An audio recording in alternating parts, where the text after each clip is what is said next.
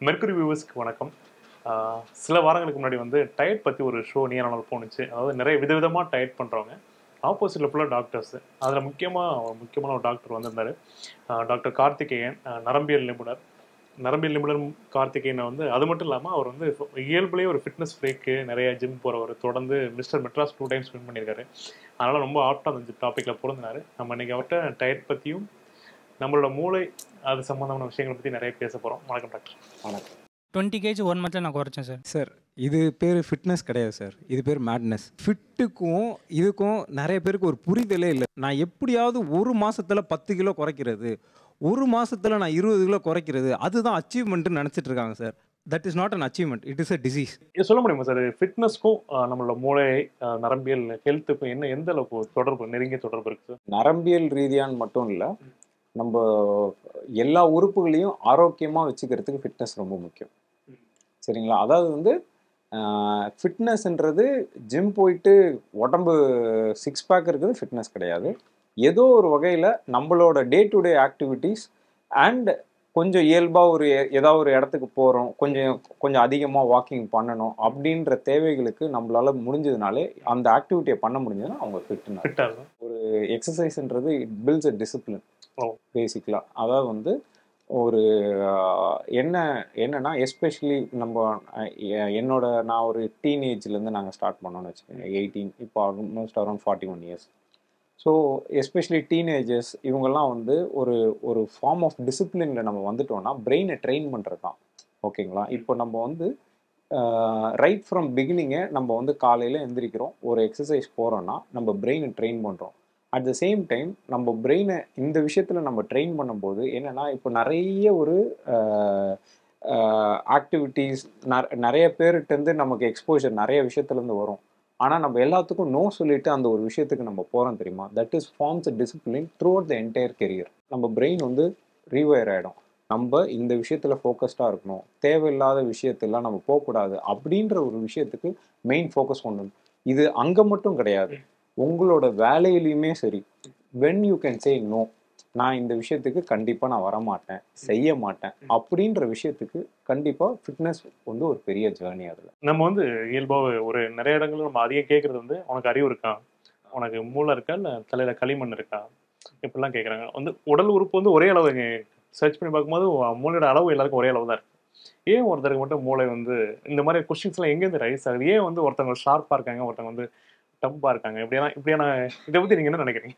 அப்படி அதாவது வந்து அன்லெஸ் அண்ட் அன்டில் பிறக்கும்போது எந்த ஒரு நல்லா அழுதுட்டாங்க, எந்த ஒரு ஃபுல் ஆக்சிஜன் அந்த பேபிக்கு கிடச்சிருச்சு அப்படின்னா, எந்த வித டேமேஜ் இல்லாமல் அந்த குழந்தை பிறந்துருச்சுன்னா, எல்லா குழந்தைகளும் வயசாகிற வரைக்கும் மூளை எல்லாருக்குமே ஒன்று தான்.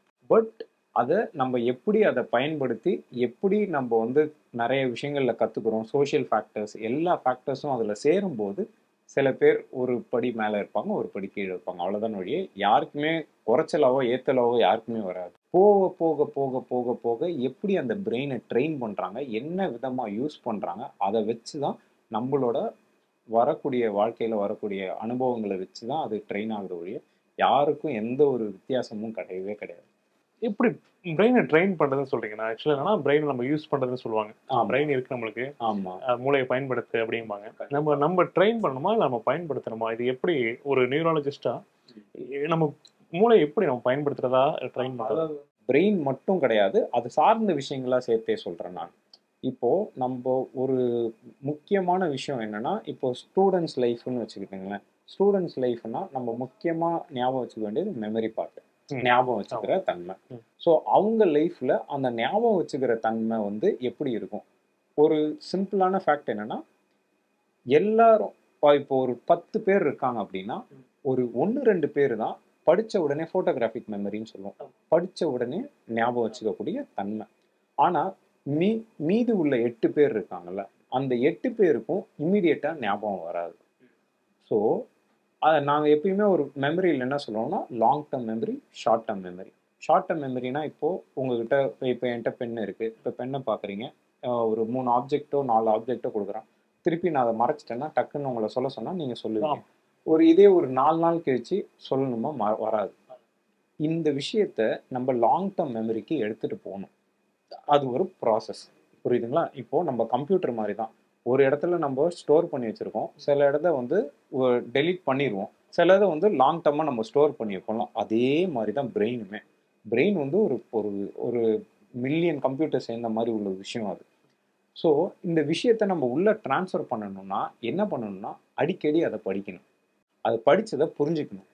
புரிஞ்சுக்கிட்டு நம்ம படிச்சதை யாருக்காவது சொல்லி கொடுத்துட்டோம்னு வச்சுக்கோங்களேன். இதை வந்து நீங்க எக்ஸ்பிளைன் பண்ணிட்டீங்க, யார்கிட்டயா சொல்லி கொடுத்துட்டீங்க அப்படின்னா அது ஒரு 10 டைம்ஸ் உள்ள மெமரி ஆனது. அது வந்து ஷார்ட்ல இருந்து லாங் லாங் டர்ம்குள்ள போயிடும். அந்த மெமரிக்குள்ள போயிடும். ஒன்ஸ் அதுக்குள்ள போயிடுச்சு அப்படின்னா அது யூஸ்வலா மறக்க முடியாது. அந்த சேகரிச்ச விஷயத்த என்ன பர்பஸ்ஃபுல்லா நம்ம அதை இப்போ அந்த டீனேஜ்ல இருந்து இப்போ வளர்ந்து ஒரு கெரியருக்கு யூஸ் பண்ண போறாங்க.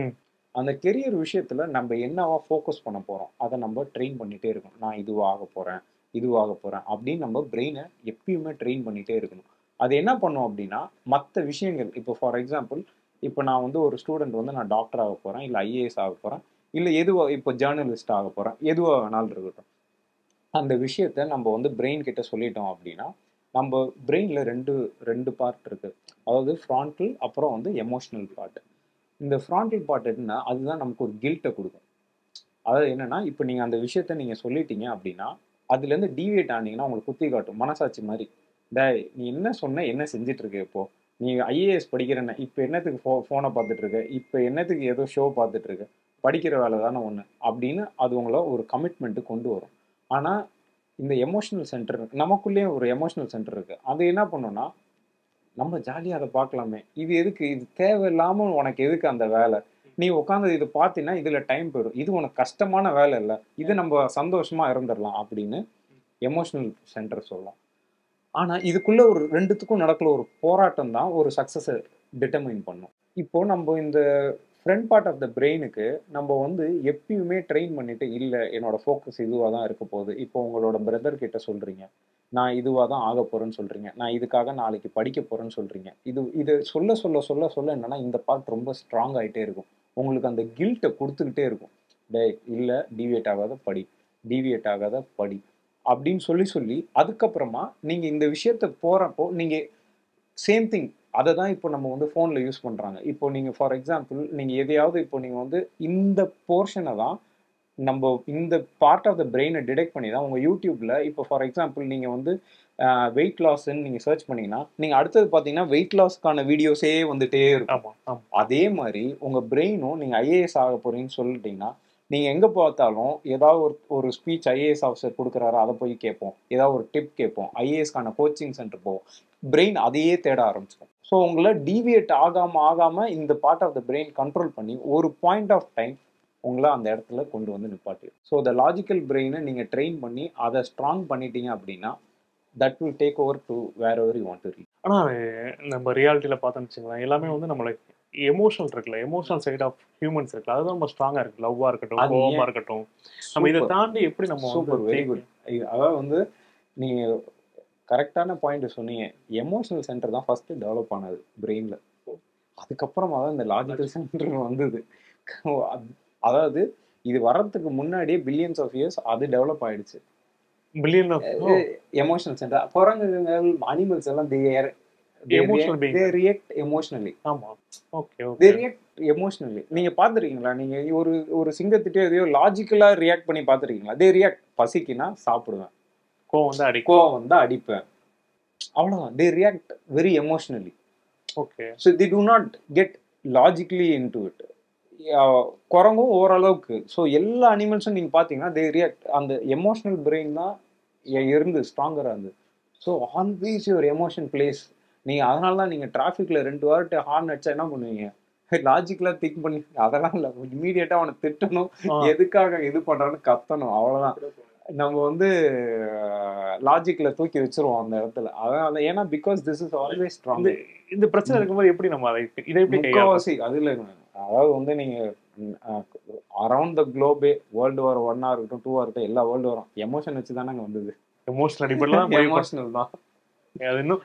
அது வந்து என்ன சொல்றது, நீங்க எவ்வளவுதான் இது பண்ணாலும் emotion always takes over. So ஆனா பெரும்பாலும் நீங்க அதை எந்த அளவுக்கு கண்ட்ரோல் பண்றீங்களோ that defines you, you are a better person. ஆனா அதுதானே நம்ம மனிதனாக மாத்துது. கண்டிப்பா நம்ம அந்த எமோஷனல் எடுத்துட்டோம்னா அதுதான் சொல்றேன். அதையும் அதாவது it's like a bonding between the logical brain and the emotional brain. இப்போ இது என்ன பண்ணுன்னா, இப்போ நீங்க வந்து ஃபார் எக்ஸாம்பிள் நான் சொன்னேன்ல, இப்போ ஒரு ப்ரொஃபஷனை ரீச் பண்றதுக்கு ஐஏஎஸ் படிக்கிறதுக்கு இந்த லாஜிக்கல் பிரெயின் வருது. ஆ. இப்போ ஒரு டைம்ல நீங்க வந்து ஒரு ஐஏஎஸ் படிச்சு ஐஏஎஸ் ஆயிட்டீங்க அப்படின்னா என்ன, ஐஏஎஸ் ஆக போறீங்க இல்ல ஒரு நல்ல மார்க் ஸ்கோர் பண்றீங்கன்னா என்ன பண்ணுன்னா, இதுவே ரிவார்டு கொடுக்க ஆரம்பிச்சிடும்.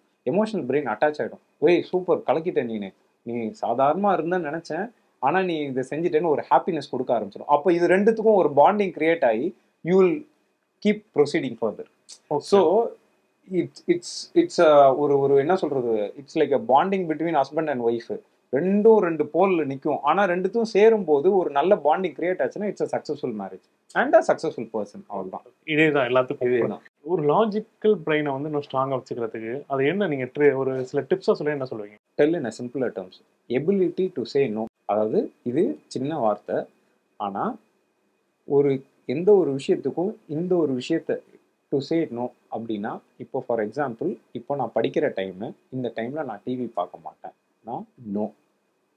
ஓகேவா? அதே மாதிரி எனக்கு ஸ்மோக்கிங் ஹேபிட் கிடையாது, என் ஃப்ரெண்டு கூப்பிடுறாங்க, அவனை சந்தோஷப்படுத்துறதுக்காக நான் செய்ய மாட்டேன், ஐ வில் சே நோ. எனக்கு ஆல்கோஹால் கன்சியூம் பண்ணுறது எனக்கு லைஃப்பில் கிடையாது, இப்போ யாராவது என்கரேஜ் பண்ணுறாங்க, நான் நோ. அதாவது தேவையில்லாத விஷயங்கள் நம்மளோட டீவியேஷன்லேருந்து நம்ம போகிற மாதிரி இருக்குது, அதுக்கு நம்ம நோ சொன்னாலே த logical brains takes over. Emotional brain அது வந்து இனிஷியலாக கஷ்டப்படும், என்னடா ஒரு நல்ல ஒரு என்ஜாய்மெண்ட்டை மிஸ் பண்ணுறியே, ஆனால் later on it will support what you said is the right decision அப்படின்றது. ஃபோன் வந்து பெரிய அடிக்ஷனாக இருக்குல்ல, ஸ்க்ராலிங் வந்து கண்ட்ரோலே பண்ண முடியல, எல்லா பக்கமும் நிறைய ஆப்ஸ் இருக்கு, ஸ்க்ரால் பண்ணிட்டே இருக்காங்க, நிறைய அவங்களோட டைம் வந்து அவ்வளோ கன்சியூம் பண்ணுது ஸ்க்ரால். ஆக்சுவலாக இந்த விஷயமே வந்து தி டிட் த்ரூ நியூரோ சயின்ஸ் தான். அதாவது வந்து இந்த அடிக்ஷன் கொண்டு வந்ததே த்ரூ நியூரோ சயின்ஸ். ஏன் நான் சொல்கிறேன்னா, இப்போது நீங்கள் வந்து தெர் வாஸ் ஒரு என்டர்டெயின்மெண்ட் அப்படின்னா நமக்குலாம் ஒரு டைமில் வந்து யூடியூப்லாம் கிடையாது, இட்ஸ் அ ஸ்பேன் ஆஃப் ஒரு 15-20 இயர்ஸில் வந்த விஷயம் தானே. அதுக்கு முன்னாடிலாம் மூவிஸ் அந்த மாதிரி எங்கேயாச்சும் போகணும். இப்போது யூடியூப்பில் வந்ததில் அது 3 ஹவர்ஸ்லேருந்து ஒரு 1 hour அந்த மாதிரி வந்துச்சு. ஸோ என்ன ஆச்சு அப்படின்னா, நம்மளோட கான்சன்ட்ரேஷன் டைம் வந்து ரொம்ப கம்மி, பீக் டைம் சொல்லுவோம், 20 to 30 minutes is a peak time அப்படின்னு சொல்லுவோம். இப்போ இவங்க வந்து 1 hourன்றது லாங்காக இருந்தது, அதுலேருந்து என்ன பண்ணாங்க, ஷார்ட்ஸ் கொண்டு வந்தாங்க, 5 minutes to 10 minutes maximum. So என்னென்னா 5 minutesல யூ ஆர் பிகமிங் ஹாப்பி, ஒரு பயங்கரமான ஒரு டோபமின் ஹார்மோன்ஸ், ஹாப்பி ஹார்மோன்ஸ் வந்து செக்ரேட் ஆகுது அந்த டைமில். ஸோ நான் 5 minutes நான் ஸ்க்ரோல் பண்ணுறேன், ஸ்க்ரோல் பண்ணிவிட்டு திடீர்னு கொஞ்ச நேரத்தில் என்ன ஆச்சுன்னா என்னோட டோபமின் ரஷ்லாம் கம்மியாகுது. என்ன ஆகுது, இமிடியட்லி அடுத்த எனக்கு நான் ஐ மிஸ் சம்திங், அந்த டோபமின் ரஷ் எனக்கு வேணும், திருப்பி நான் அடுத்தது போகிறேன், திருப்பி அப்படி போகிறேன் போயிட்டே இருக்கேன், ஆனால் டைம் போயிட்டே இருக்குது, அதில் என்னால் வெளியில் வர முடியல, point of no return. So எனக்கு I need the dopamine addiction. So immediately when I get to the phone, either Instagram or YouTube shorts, இந்த மாதிரி விஷயத்துக்குள்ளேயே நம்ம வந்து we keep scrolling it. ஏன்னா we need that dopamine rush. ஏதோ ஒரு இதில் I'm getting that happy hormones இது. So இதில் எனக்கு ஈஸியாக கிடைக்குது. ஸோ ஐம் லைக் போயிட்டே இருக்கேன். ஆனால் at one point என்ன ஆகும்னா, ஃபுல் ஹார்மோன்ஸ் எல்லாம் at one point you will feel depleted. ரொம்ப ஒரு மாதிரி சோர்வாயிடுவோம், என்னடா இது இவ்வளோ நேரம் நம்ம என்ன பண்ணோம், வேலையே முடிக்கலையே. அப்போதான் இப்போதான் இந்த லாஜிக்கல் பிரெயின் எட்டி பார்க்கும், டேய் தம்பி 3 மணி நேரம் இங்கே உட்காந்துட்டு வேலையும் போச்சு, இனிமேல்ட்டு உட்காந்து பண்ணணும்னு சோம்பேறித்தனம் வந்துடும். You will get into a lazy mood, சரி அப்புறமா பார்த்துக்கலாம் அப்படின்னே போயிடும். So that is when you ஃபோனே இப்போ வந்து it is like 6th finger, you cannot ஃபிங்கரை தூக்கி போட முடியாதுன்ற மாதிரி ஃபோனை தூக்கி போட முடியாது. But always fix a point that இந்த பாயிண்ட்ல நான் வந்து இது என்னோட ஒர்க் டைமிங்ஸ், இந்த டைம்ல I am not going to get in to it. அதனால தான் சொல்ல வந்தேன், நான் இதுக்கு முன்னாடி ஒரு பாயிண்ட் சொன்னேன்ல, டு சே நோ, நீங்கள் நோ சொல்லணும் அப்படின்னு சொன்னால அதுதான் இந்த point. You have to say no to your phone, that I have இப்போ உனக்குன்னு ஒரு டைமிங் வச்சிருக்கேன், அந்த டைம்ல உனக்கு நான் ஸ்பெண்ட் பண்றேன், அதுக்கு மேல உனக்கு ஆனால் எனக்கு ஒரு ஹேபிட் ஃபார்ம் ஆயிடல சார். நான் ஒரு 1/2 hour ஸ்பெண்ட் பண்ணுறேன், நல்லா இருக்கு, அந்த ஹேபிட் ஃபார்ம் ஆயிடுது. இல்லை அந்த ஹேபிட்டை வளர விடக்கூடாது. அதை இமீடியட்டாக லாஜிக்கல் பிரெயின்ட்ட சொல்லிட்டு, இது என்னோட டைம், இது என்னோட ஸ்க்ரீன் டைம், இந்த ஸ்க்ரீன் டைமில் ஐ வில் கீப் இட்.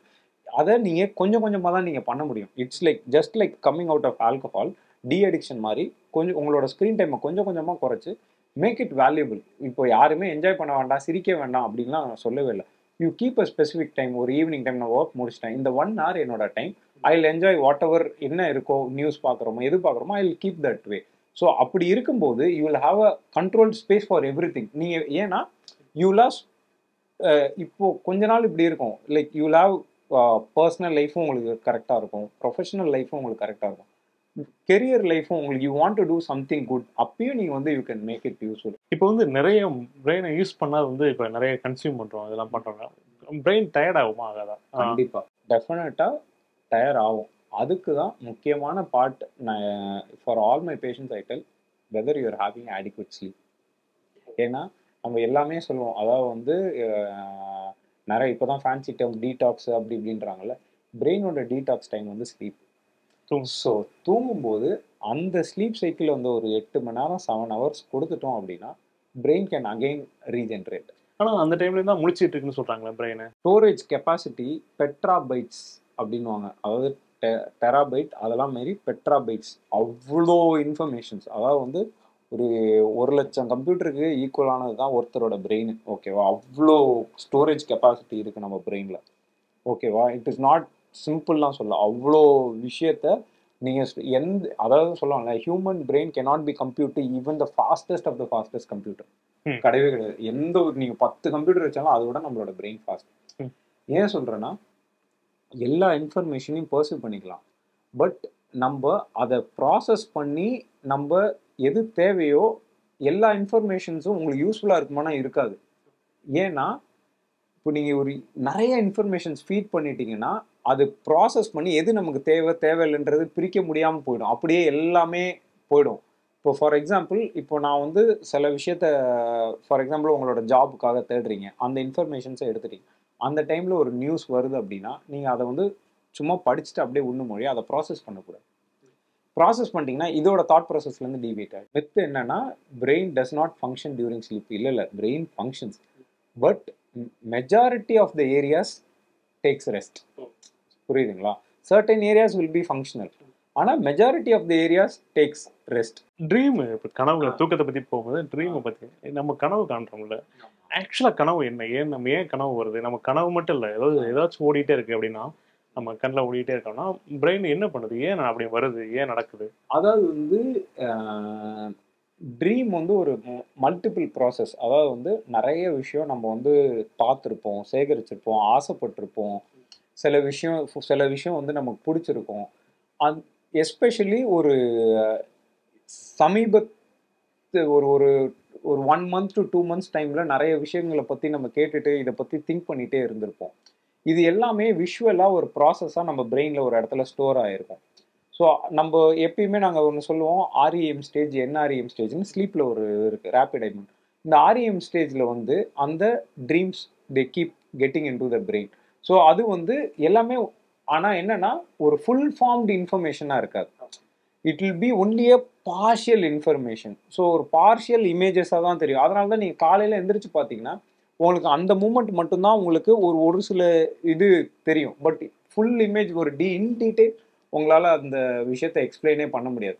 பார்ஷியலி ஒரு 1-2 ஏரியாஸ் மட்டும் அங்கே ஃபார்ம் ஆகி அந்த இடத்துல அந்த விஷுவல் ஏரியாவில் தெரிகிற இமேஜஸ்லாம் நம்ம பர்சீவ் பண்ணியிருப்போம். அந்த இடத்துல நம்மளுக்கு அந்த ட்ரீம்ஸ்க்கு எந்த மீனிங்குமே கிடையாது. அதை என்ன பண்ணலாம்? அது மீனிங்ன்றது கிடையாது. மீனிங் கொடுக்க முடியுமா? கொடுக்கலாம். அதாவது வந்து there are people who are training getting into dreams. அதாவது ட்ரீம்ஸை ரியாலிட்டி பண்ணுறதுக்கு they try to perceive certain images. அதை அப்படியே யோசிச்சு they tend to get into the ட்ரீம்ஸில் அந்த இமேஜஸ்லாம் வருதா, அதில் ஏதாவது ரியாலிட்டியில் நம்மளால் பண்ண முடியுமான்னு people are training. But very நார்மலாக வந்து அதுலேருந்து நம்ம கடந்து போயிடுவோம். கடந்து போகிறது தான் பெஸ்ட். இப்போது நமக்கு எதுக்கு தேவையோ அந்த இன்ஃபர்மேஷன்ஸை மட்டும் கலெக்ட் பண்ணி நம்ம வச்சுக்கிட்டு மற்றதை வந்து ஒரு நியூஸாக படிச்சுட்டு விட்டுறணும். அதை உள்ள நம்ம பிரெயினில் போட்டு அதை ஒரு தாட் ப்ராசஸில் கொண்டு வரக்கூடாது. இல்லை அப்படின்னா என்ன ஆகும்னா, மல்டிபிள் இன்ஃபர்மேஷன்ஸ் தெரிஞ்சிடும், நமக்கு என்ன தேவையோ அதை மறந்துடுவோம் நம்ம. அதனால தான் நிறைய பேர் பார்த்தீங்கன்னா, சார் எனக்கு பயங்கர மறதியாக இருக்குது சார், நான் நல்லா இருந்தேன், எனக்கு நிறைய விஷயங்கள் மறக்குது அப்படின்னாலும் அதுக்கு முக்கியமான காரணம் நீங்கள் சொன்ன ரீசன். சோஷியல் மீடியாவிலேருந்து நிறைய இன்ஃபர்மேஷன்ஸை உள்ளே போட்டு டம்ப் பண்ணிட்டு, ஃபார் எக்ஸாம்பிள் முக்கியமான ஒரு கீ வைப்பாங்க, எல்லாத்தையும் ஃபோனை பார்த்துக்கிட்டே இங்கே கீ வச்சுருவோம், அதில் இன்ஃபர்மேஷன் பார்த்துட்டே ஒரு நிறைய பொருள் அங்கங்கே வச்சுருவாங்க. இது பிரெயினால் ப்ராசஸ் பண்ணவே முடியாது. So that is why multi tasking பண்ணலாம், பட் எந்த விஷயத்துக்கு மல்டி டாஸ்கிங் பண்றோன்றது இருக்கு.